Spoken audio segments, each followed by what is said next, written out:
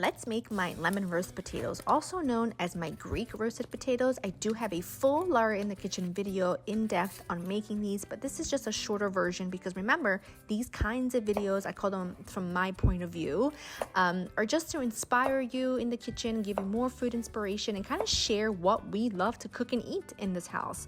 And we love these lemon roast potatoes. I make them all the time. They're great all year long, but particularly good in the summer against grilled fish, vegetables, your grilled protein, your roasted protein. It's just dynamite.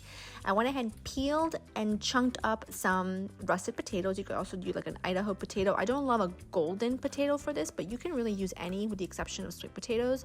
And then I squeezed lots of fresh lemon juice that I added to some chicken stock along with olive oil, a pinch of salt, and a really good hefty pinch of good quality dried oregano. Give that a nice mix.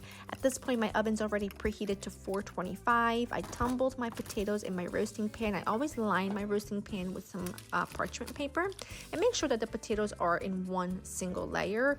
Cover them with the lemony mixture. Now, in the original recipe, I went ahead and parboiled them a little bit first, but actually I haven't been doing that.